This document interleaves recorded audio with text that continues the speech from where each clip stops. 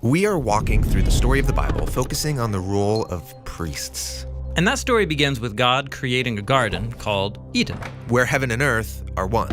And God places humans in the garden to be his royal image, his priests, so that humans and God can work together as one. And this whole setup is called God's blessing. But tragically, the priestly humans are duped into rebelling against God and then exiled from the garden. But God promises that one day a descendant will come to defeat that evil deceiver and restore humanity as royal priests. And we learn he'll be both a priest and a sacrifice. But as it stands, humanity is outside of Eden, and things have spiraled into chaotic violence. But God chooses from the wreckage a couple, Abraham and Sarah. And God calls them to journey to the land of Canaan, and he promises to give them a huge family and all the blessings of Eden. Now, the blessing isn't just for them. The goal is that God's blessing flows through their family out to all the nations. And so that makes Abraham's family like a priesthood. So is Abraham that royal priest we've been hoping for? Well, no.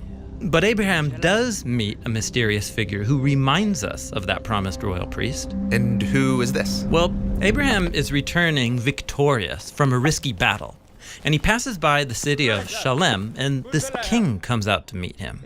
And we're told that this king is also a priest who serves the same God that Abraham does. Ah, yes, Melchizedek. This man's a mystery. We don't know why he worships Abraham's God. We don't even know his family lineage. Exactly. But here's what happens. Melchizedek brings this great feast out to Abraham and his army, and then he gives God's blessing to Abraham, saying God is the one who gave him this victory over his enemies. Then Abraham gives Melchizedek 1/10 of everything that he has, and that's the story. So what is it all about?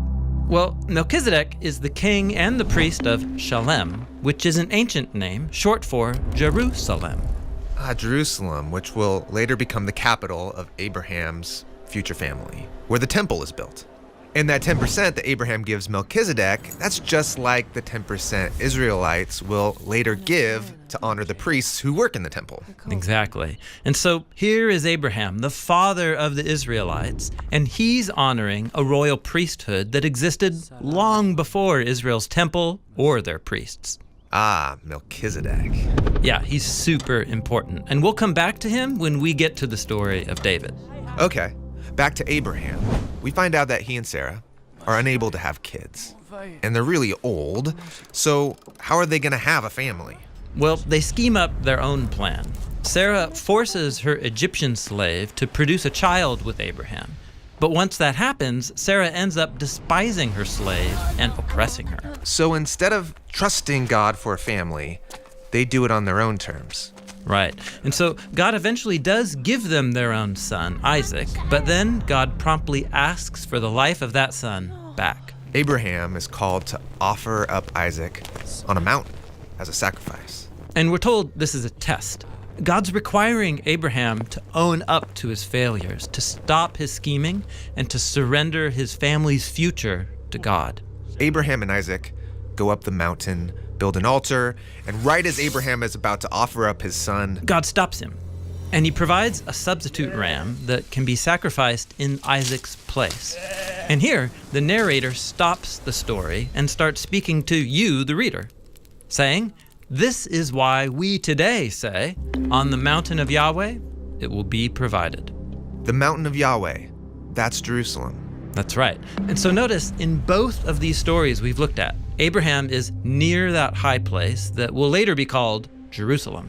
In the first story, Abraham meets a royal priest. And in the second story, God provides a substitute sacrifice that covers for the sins of Abraham's family. Yes, and both of these stories point forward to the need for a future royal priest who will also become a sacrifice for the sins of Abraham and his family. From here, Abraham's family grows to become an entire people. But they eventually end up as slaves in Egypt.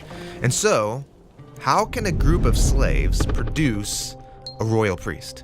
Exactly. And so that brings us to Moses, whose story we're going to look at next.